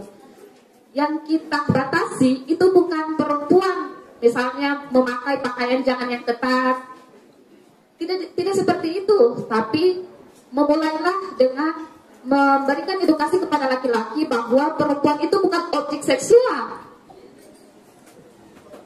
Artinya yang dijaga itu bukan perempuannya tapi laki-lakinya. Pemikiran-pemikiran ekstrimnya itu jangan dilahirkan. Itu langkah pertama. Itu langkah pertama, edukasi primer dari keluarga dulu. Kemudian apa? Edukasi sekunder yang dimana di tingkat pendidikan formal. Itu kita tanamkan bahwa sentuhan fisik atau apapun itu bukan hanya melanggar hukum tapi melanggar agama juga. Saya kira sudah jelas seperti itu, apalagi kita yang intelektual. Jadi saya tekankan kembali bahwa untuk menyikapi persoalan-persoalan seperti itu yang kita perlukan itu adalah keberanian untuk speak up, bicara bahwa itu salah. Begitu maksudnya. Oke, itu saja. Oh ya, lanjut. Ya baik. Untuk kasus pelecehan sendiri ya, memang sudah tidak asing di telinga kita mendengar berbagai macam model kasus pelecehan seksual. Bahkan hari ini Sulawesi Tenggara masuk di provinsi nomor 1 kekerasan seksual tertinggi di Indonesia. Sulawesi Tenggara masuk urutan nomor 1 kekerasan kasus terbanyak. Iya. Kekerasan terhadap perempuan. Iya. Ya, jadi pertanyaannya bagaimana sih tanggapan kita menanggapi kasus-kasus seperti itu. Nah, berhubung teman-teman yang hadir dalam ini adalah kaum intelektual, seorang mahasiswa. Nah, harapannya adalah sebagai seorang pemikir, kita harus memberikan edukasi yang lebih baik lagi di masyarakat-masyarakat yang belum mengerti tentang sex education. Sebenarnya di pemikiran modern hari ini, sex education itu sudah masuk dalam kurikulum belajar anak di usia dini, termasuk parenting seorang orang tua kepada anaknya, baik laki-laki maupun perempuan. Nah, budaya yang kita dapatkan selama ini bahwa anak perempuan yang selalu dilatih untuk menjaga dirinya, tapi tidak dengan anak laki-laki. Nah, dalam laman Kompas di terbitkan tahun 2018 ada sebuah pameran di Belgia yang memajang pakaian para korban kasus kekerasan seksual, di mana dalam pameran tersebut tidak hanya ditampilkan bikini saja, yang katanya biasanya itu yang tergaung dalam masyarakat ketika ada kasus pelecehan, pasti yang disalahkan pakaian perempuannya.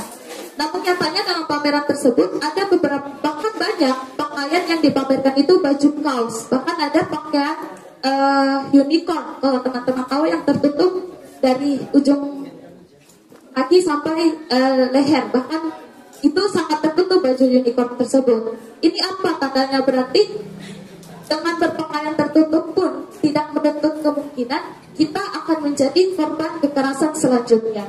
Nah, teman-teman, rekan-rekan pemateri tadi sudah menyebutkan teori-teori apa saja untuk dibekali. Nah, saya mungkin memberikan satu praktik.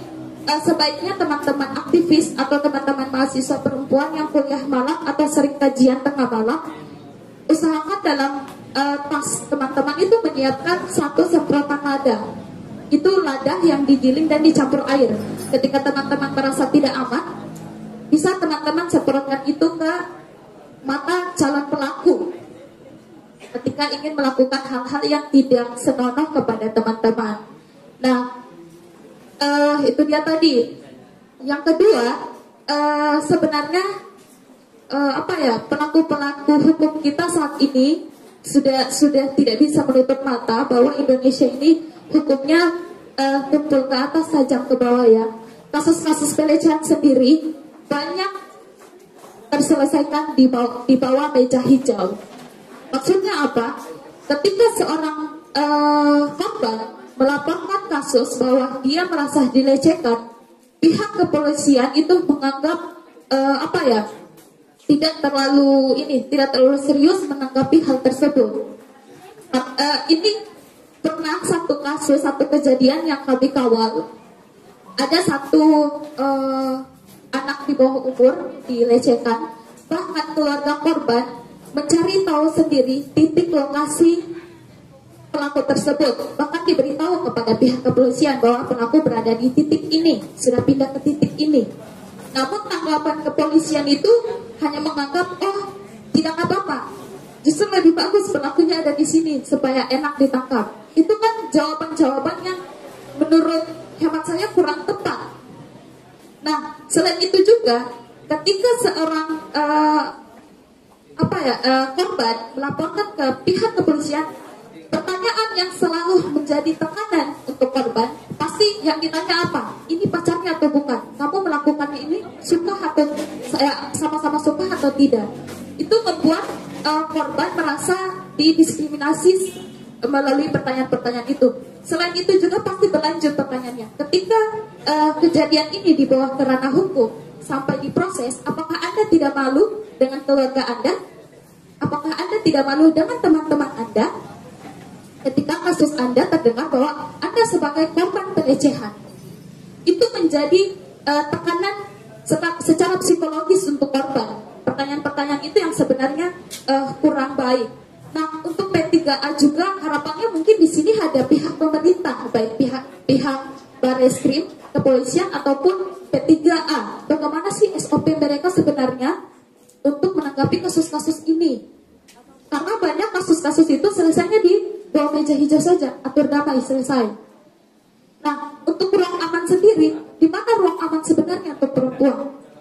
Karena banyak kasus pelakunya adalah keluarga dekat sendiri, entah itu ayah, kakek, kakak, sepupu, dan lain-lain. Bahkan baru-baru ini yang terjadi yang sempat viral adalah suami tega membunuh istrinya yang sedang hamil trimester 3 dan sempat membuka janinnya, membawa anaknya. Dengan tangisan anak tersebut, tetangganya tahu. Bahkan lebih kagetnya bahwa istrinya sudah tergeletak dengan perut yang terbelah. Ini yang sangat histeris.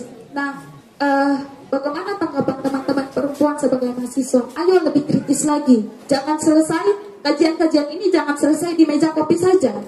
Ayo kita lebih dalami. Ayo kita membuat mungkin komunitas peduli perempuan. Bagaimana mengawal kasus-kasus ini sampai selesai di meja hijau. Bahkan kalau bisa buat aturan barulah untuk kota bau-bau, perda baru ya, untuk bagaimana kasus-kasus perempuan ini diselesaikan. Seperti itu. Semacam membuat komisi perempuan anti kekerasan gitu ya. Sebenarnya komisi perempuan anti sebenarnya kumpulan perempuan kritik tersebut itu sudah banyak, hanya biasanya itu vakum. Hanya 1-2 bulan yang gencar-gencarnya bicara tentang kasus-kasus pelecehan. Setelah itu tidak. Apalagi kan hari ini biasanya kalau teman-teman aktivis demo tentang hal-hal yang sangat sensitif, besoknya atau malamnya tidak berani duduk di meja kopi karena ada preman di luar yang cari. Seperti itu. Oke, tadi sudah dipaparkan ya bagaimana cara agar perempuan bisa membentengi diri. Tadi sudah dijelaskan membentengi diri dengan ilmu pengetahuan, dengan iman dan takwa, dengan akhlak yang baik, dengan mengetahui posisinya diri sebagai perempuan harus kuat, dan bagaimana dia menjaga adabnya dalam pergaulan sehingga dia bisa dimuliakan dan disegani. Karena perempuan disegani itu bukan karena kekuatan fisiknya, tetapi karena kekuatan hatinya yang bisa menjaga diri, kehormatannya, dan bisa menjadi orang yang bisa menjaga dalam segi pergaulan sehingga tidak terjerumus pada pergaulan bebas ya. Kurang lebih seperti itu. Tadi ada pertanyaan, bagaimana peran ini lembaga pemerintah jikalau teman-teman memberikan rekomendasi terhadap kasus pelecehan atau pemerkosaan yang baru-baru ini terjadi. Ada seorang gadis yang kurang lebih umurnya 16 tahun, ya minta maaf saya sebut diperkosa oleh 26 ya. Bagaimana memberikan rekomendasi? Ini bukan kasus kecil ini kasus yang sangat mengerikan sekali ya. Oleh karena itu ya beri rekomendasi kepada pemerintah apa sih yang harus dilakukan oleh pemerintah supaya menjaga juga perempuan. Ya jangan sampai mereka menjadi korban dari pelecehan seksual itu sendiri. Ya, silakan.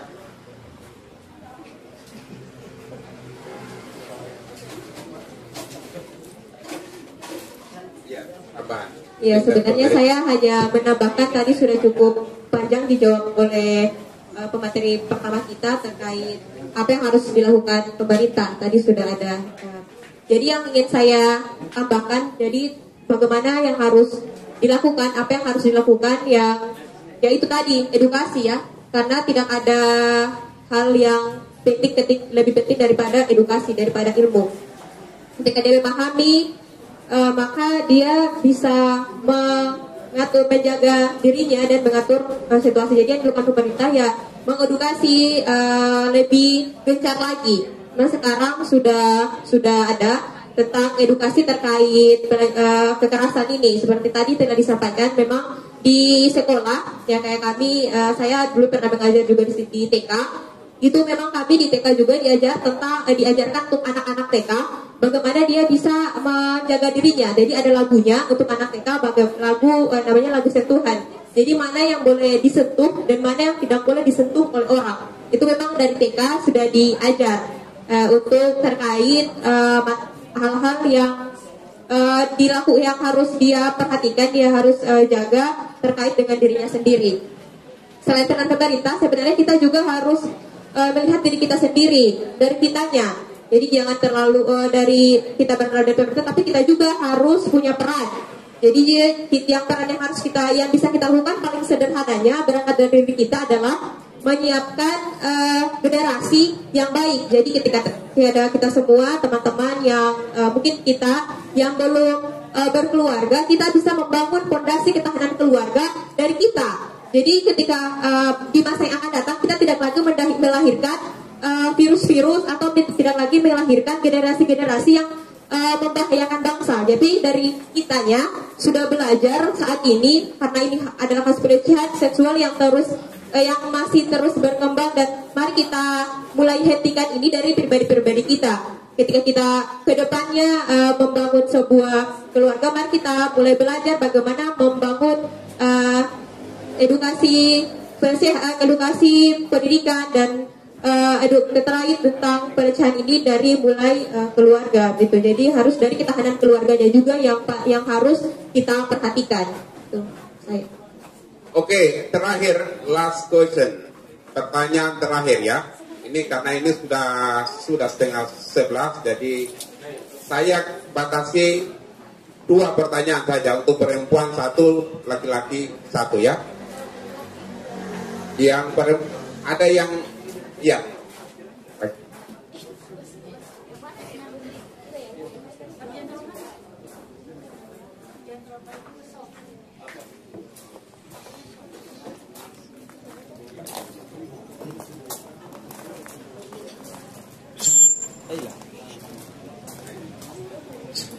Cek. Bismillahirrahmanirrahim. Assalamualaikum warahmatullahi wabarakatuh. Perkenalkan, nama saya Hendrawan. Saya ingin mempertanyakan mengenai tentang kesetaraan gender. Mungkin tadi belum ada eksplanasi yang lengkap, karena tadi pemateri mengatakan bahwa secara kontekstual, artinya sebuah teks itu memiliki persepsi bagi si pemantik.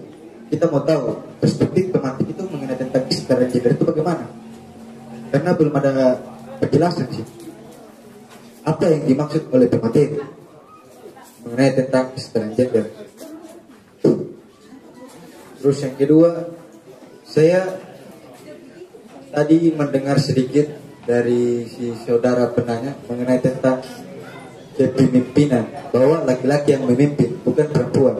Dan itu bagi saya mungkin tadi karena di belakang kurang mendengarkan, jadi tidak ada tanggapan dari pemateri mengenai tentang apakah pada dasarnya laki-laki itu yang jadi pemimpin yang harus. Kalau kita mengacu pada Al-Baqarah ayat 30, bukankah Tuhan itu menciptakan khalifah di muka bumi ini? Yang dimaksudnya siapa? Kan tadi abang itu tadi mengatakan ajuan Al-Quran yang mana? Ayat apa? Selalu mengatakan bahwa Al-Quran, tapi tidak ada referensi.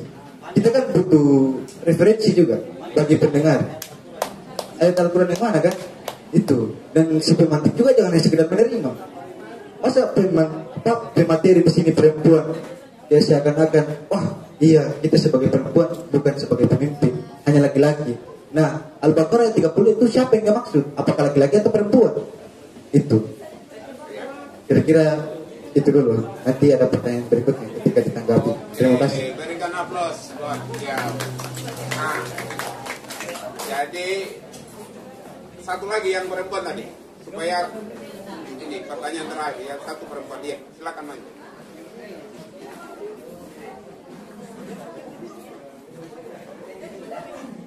Yang pertama tadi kesetaraan, ya, kesetaraan gender, itu tentang bantahan. Apakah itu laki itu kodrasnya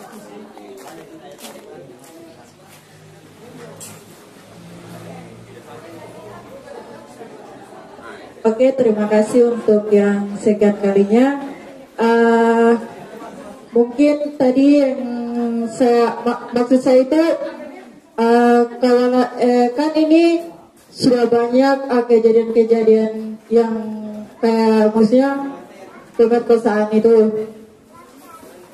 Maksud saya apa tindakan-tindakan yang diambil dari lembaga-lembaga pemerintah atau kepolisian, karena dari zaman-zaman dulunya ini kasusnya ini kayak usia sampai sekarang itu belum terselesaikan. Maksudnya mungkin tindakan apa yang bisa mengatasi permasalahan ini? Mungkin kalau hanya maksudnya tadi pemateri sudah bilang katanya hanya berhenti di meja bunda untuk meja bunda untuk kepolisian, katanya untuk hanya bicara tentang keluarga, maksudnya seperti itu. Maksud saya apa tindakan kepolisian mengambil untuk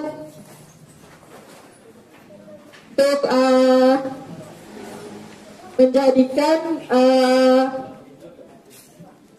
kejadian-kejadian ini tidak terulang lagi. Ancaman-ancaman apa seperti itu? Mungkin itu saja. Oke, beri aplaus buat dia. Ya, jadi ada 3 pertanyaan ya. Yang pertama tentang kesetaraan gender itu seperti apa dalam pemahaman para pemateri. Yang kedua tentang masalah pemimpin tadi. Apakah memang laki-laki sudah kodratnya menjadi pemimpin? Bukankah perempuan juga punya kemampuan untuk memimpin? Karena ada surat Al-Baqarah ayat 30 tadi ya. Oke, silakan dijelaskan kepada para pemateri.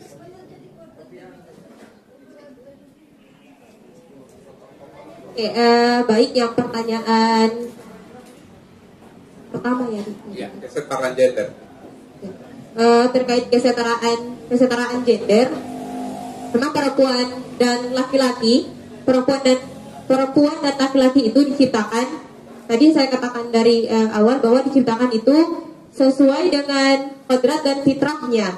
Jadi ada fitrah perempuan di situ yang ada bahwa perempuan itu dia sebagai pemelihara, karena dalam Quran juga kita tahu bahwa banyak sekali surah yang kata Ar-Rahman dan Ar-Rahim, yang dimana di situ berarti kasih sayang. Jadi banyak memang perempuan itu juga ada banyak cinta, dan nalurinya itu adalah lemah lembut, jadi kasih sayang.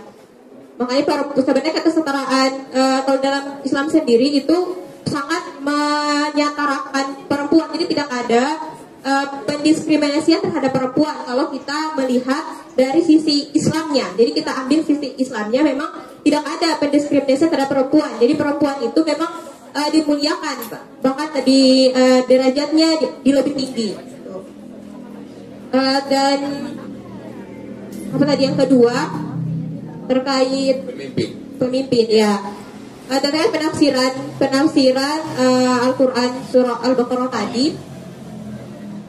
Kenapa kami tidak terlalu, karena kami bukan ahli tafsir, kami garis bawahi, karena penafsiran itu penafsiran Al-Quran itu bukan begitu saja. Jadi ada tafsiran yang harus kita baca, harus kita kaji, dan itu kami bukan ahli tafsir yang bisa mentafsirkan begitu saja. Itu penafsiran terkait manusia diciptakan sebagai khalifah di muka bumi. Iya, maksudnya begitu pertanyaan tadi. Apakah memang laki-laki itu sudah kodratnya menjadi pemimpin gitu? Bukankah perempuan ada kemampuannya untuk memimpin juga gitu? Iya, kalau memang laki-laki ya dia sudah terlahir menjadi berjiwa pemimpin, tetapi perempuan juga tidak bisa dipungkiri bahwa dia juga bisa memimpin, kayak tadi memimpin dalam rumahnya, atau dia menjadi lingkup yang lebih dalam komunitas. Itu kan tidak bisa juga seorang perempuan. Jadi perempuan juga bisa menjadi seorang pemimpin, tetapi ayah dalam rumah itu memang tidak harus laki-laki, karena memang dia adalah seorang kepala keluarga. Jadi memang dalam rumah ya tidak harus laki-laki sebagai pemimpin, tetapi di sini dalam rumah dalam keluarga, supaya tidak ada konflik pun kan harus ada komunikasi. Jadi bagaimana dia bisa, kriteria pemimpin ini pun kan bukan diktator. Jadi pemimpin ini kan dia berkomunikasi, jadi pola komunikasi. Jadi ketika laki-laki itu dia paham tentang bagaimana jiwa kepemimpinan yang baik dan benar, jadi itu tidak akan ada percekcokan di situ, karena dia sudah tahu bagaimana jiwa pemimpin itu tuh yang benar itu seperti apa sih, bukan untuk melakukan aturan secara langsung, tetapi harus ada diskusi di situ. Jadi sebenarnya kita melihat semua itu dari banyak segi, tidak bisa dari satu sisi saja, seperti itu. Oke, silakan dilanjutkan lagi. Ya, menjawab pertanyaan tentang pemimpin tadi, sebenarnya kalau kita melihat atau menafsir agama itu tidak ada surat atau hadis yang mempertegas siapa pemimpin itu. Apakah perempuan atau Tidak ada yang mempertegas itu. Doktrin saja mungkin ini tentang rumah tangga bahwa suami itu adalah pemimpin, jadi terbawa-bawa menjadi budaya. Dan tadi kita sudah diskusi juga bahwa kembali lagi doktrin bahwa yang lahir pertama itu adalah Adam, yang dimana Adam itu adalah laki-laki, sehingga itu menjadi patokan doktrin bahwa pemimpin itu adalah laki-laki. Seperti itu. Kemudian jika kita mengolek sejarah, dahulu ada pemimpin perempuan di zaman Mesir kuno, Cleopatra, kalau teman-teman pernah baca. Itu ada pemimpin. Jadi maksudnya asumsi perempuan itu tidak bisa menjadi pemimpin itu rujukannya di mana? Seperti itu. termasuk Ratu Balkis ya? Iya, banyak patron yang di saat itu adalah pemimpin. Ratu Balkis pada waktu itu nabinya Nabi Sulaiman kan? Nabi Sulaiman menulis surat kepada Ratu Balkis untuk tidak menyembah matahari kan? Iya. Nah, tetapi tidak melarang dia untuk menjadi pemimpin kan? Nah, gitu. Berarti masih dibolehkan dalam Islam. Nah, jadi ya silakan dilanjutkan gitu. Itu mas saya. Ya, mungkin temanku juga. Ya baik, terima kasih. Jadi berangkat dari Al-Quran surat Al-Baqarah bahwa manusia diciptakan sebagai khalifah atau sebagai pemimpin di muka bumi. Di sini kan tidak ada batasan atau tidak ada ayat yang mempertegas bahwa pemimpin di sini apakah harus laki-laki dan apakah harus perempuan. Sudah saya bahas juga tadi bahwa sejarah ada beberapa sejarah bahwa mencatatkan perempuan sudah pernah menjadi pemimpin, bahkan Kesultanan Buton juga punya catatan sejarah memiliki pemimpin perempuan seperti itu. Jadi sama seperti yang disampaikan Kak Hasib barusan bahwa ini berangkat dari hanya karena penciptaan Adam yang di luar, sehingga doktrinan berangkat bahwa karena Adam yang lebih dulu tercipta sehingga laki-laki yang lebih cocok jadi pemimpin. Coba saat itu Tuhan, kan kita sebagai manusia biasa tidak bisa membaca pemikiran Tuhan. Coba bagaimana itu hari kita menalarkan bahwa kenapa Tuhan tidak melahirkan perempuan dulu, agar perempuan itu yang melahirkan manusia-manusia yang lain, kan seperti itu. Nah, setara yang dimaksud di sini adalah saling membutuhkan, bukan berarti sama ya. Semisal begini, saya membutuhkan air 1 liter saat ini juga, bukan berarti kamu juga sebagai laki-laki membutuhkan air yang sama di waktu yang sama. Semisal seperti itu. Tidak setara yang dimaksud adalah ketika kamu mampu mengambil keputusan, kenapa tidak sebagai seorang perempuan. Nah, hal-hal ini yang menjadi sebenarnya itu tadi yang dibahas awal, lingkaran hitam yang terlahir dari budaya masyarakat. Sama halnya mungkin ketika di warung kopi melihat perempuan memesan kopi atau espresso, pasti itu sangat awam di mata perempuan lain atau di mata laki-laki. Kok perempuan minum kopi, kenapa tidak memilih matcha atau Thai tea atau yang manis-manis? Apalagi mendapatkan seorang perempuan ini tidak menyukai coklat. Jangan karena hampir semua perempuan menyukai makanan manis ataupun coklat, bukan berarti semua perempuan itu suka coklat. Seperti itu. Sama halnya kepada laki-laki. Jangan karena beberapa laki-laki memilih poligami dalam rumah tangganya, bukan berarti semua laki-laki itu akan melakukan poligami atau akan melakukan kekerasan seksual. Maksudnya secara setara di sini, ya kita memikirkan saja bagaimana kita sebagai manusia menghargai manusia lain dalam mengambil keputusan. Seperti itu. Ya, tadi ada pertanyaan yang terakhir tadi, bagaimana pihak kepolisian agar melakukan tindakan agar ini tidak terjadi lagi gitu ya? Apakah melakukan efek jerah atau bagaimana gitu ya? Kalau menurut saya sebenarnya banyak pro kontra di dalamnya. Ada beberapa masukan juga. dari berbagai lini masyarakat bahwa efek jerah itu sebenarnya hukuman kebiri. Hukuman kebiri. Namun kita ketika mengangkat hukuman kebiri pasti akan bertabrakan dengan hak asasi manusia, mempertahankan hidup dan kehidupannya. Itu pasti akan ada kontradiksi, ada pro kontra ketika suatu aturan dilakukan dan menabrak aturan lain. Nah, kalau menurut saya ini sebaiknya harus di cross check kembali SOP beberapa kinerja pemerintah yang berkaitan dengan kasus-kasus pelecehan seksual. Karena biasanya kalau kemarin pengalaman yang saya dapatkan ketika mengawal kasus di tahun 2023 kalau tidak salah, 2023 atau 2022 kalau tidak salah, saat itu harusnya SOP yang dilaksanakan ketika laporan masuk ke kepolisian, pihak P3A memberikan psikologis kepada korban, mendampingi secara psikologis kepada korban. Nah itu datang ke rumah atau lain-lain. Nah ketika saya mengcross-check kembali di P3A, ternyata tidak ada pendampingan secara psikologis. Saya menanyakan, ternyata harus ada aturan lain. Harusnya korban membuat surat laporan juga ke P3A. Ini sebenarnya sangat rumit sebenarnya. Apalagi korban dalam tekanan yang cukup yang cukup tertekan, entah itu dari keluarganya, dari orang tuanya, bahkan masyarakat di luar sana. Seperti itu. Nah, sebagai mahasiswa harusnya tekan itu lagi. Jangan cuma demo, buat tulisan. Nah, saat ini teknologi informasi cukup maju. Teman-teman yakin itu 26 pelaku yang saat ini sudah ditangkap sebanyak 20 pelaku itu kenapa? Karena viral dulu. Indonesia hari ini sistem hukumnya harus viral dulu baru bisa tertangkap. Percaya atau tidak itu memang nyata. Kalau teman-teman, saya yakin sebagian teman-teman pasti memiliki aplikasi TikTok. Di TikTok selalu berseliweran. Contoh kecil, contoh yang kemarin ramai adalah kasus Vina, yang dimana kasus tersebut telah lama terjadi di tahun 2016. Namun tidak semua pelaku tertangkap.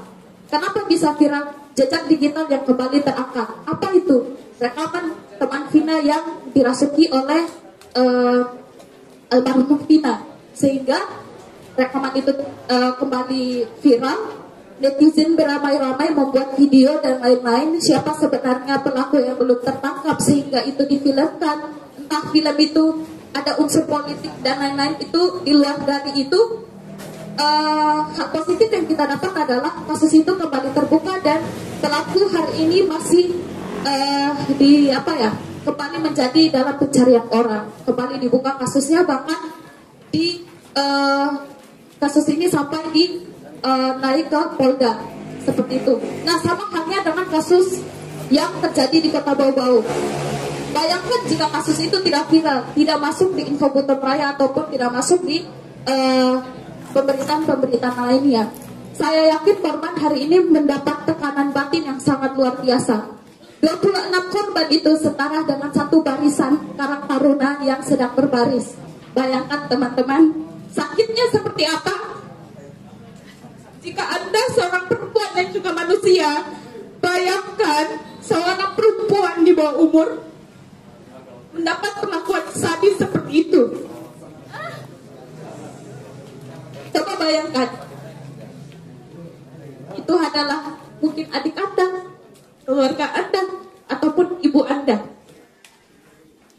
Yang kita lakukan saat ini apa? Buka mata teman-teman sangat lebar. Teman-teman adalah seorang mahasiswa, seorang pemikir.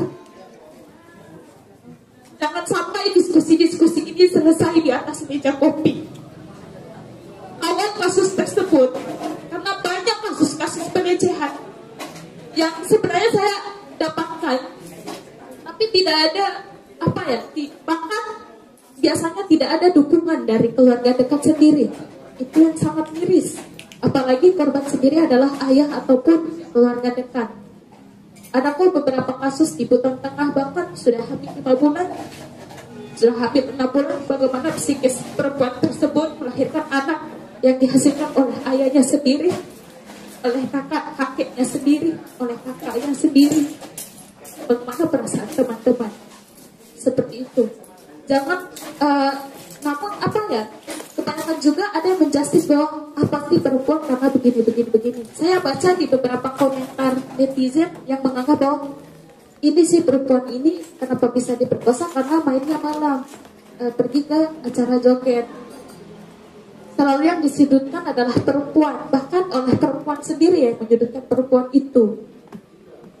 Jadi ayo sadar gitu bahwa kasus-kasus pelecehan itu bukan kasus biasa, tapi kasus yang cukup besar. Karena perempuan adalah tiang negara. Ketika tiangnya rusak, maka negara ini amburadul. Seperti itu. Terima kasih. Ya, berikan aplaus. Iya. Memang dalam sejarah peradaban manusia, perempuan itu selalu menjadi objek yang dianiaya, menjadi objek yang menjadi korban kekerasan. Sejak zaman Yunani kuno, Romawi kuno, sampai masa jahiliyah, perempuan selalu distigma negatif dan selalu berada di bawah. Tetapi lahirnya Islam itu mengangkat derajat perempuan. Bahkan ada satu surat dalam Al-Quran namanya surat An-Nisa, kaum perempuan. Tidak ada surat Ar-Rijal bagi laki-laki. Itu adalah istimewanya perempuan. Bahkan dia perempuan diangkat derajatnya, ya, dimuliakan, bahkan dijadikan sebagai orang yang menjadi tiang negara. Ya, hadirnya konsep kesetaraan gender itu hanya karena adanya kekerasan terhadap perempuan, adanya stereotip terhadap perempuan. Tetapi lahirnya ilmu pengetahuan menjadikan perempuan bisa sederajat dengan laki-laki dalam hal sosial kemasyarakatan. Aturan Tuhan tetaplah aturan Tuhan, tidak bisa kita rubah. Tetapi dalam sosial kemasyarakatan kita bisa rubah, nasib kita bisa rubah. Perempuan bisa menjadi pemimpin, laki-laki juga bisa menjadi pemimpin. Bahkan dalam agama itu perempuan diistimewakan. Dalam agama pun itu kalau kita membaca Al-Quran ada perempuan pasti ada laki-laki. Setiap kita membaca ayat ada perempuan pasti ada laki-laki. Itu artinya ada kesetaraan gender. Ya, maka diskusi tentang perempuan ini seperti yang dikatakan tadi, jangan hanya sebatas diskusi di warung kopi, tetapi harus diselesaikan sampai kita meninggalkan dunia ini. Karena ini adalah tugas kita sebagai khalifah untuk menjaga bumi ini agar tentram, seimbang, dan mendapatkan sebuah kepastian dan keadilan. Itu saja, saya tutup dengan ucapan billahi taufiq wal hidayah. Assalamualaikum warahmatullahi wabarakatuh.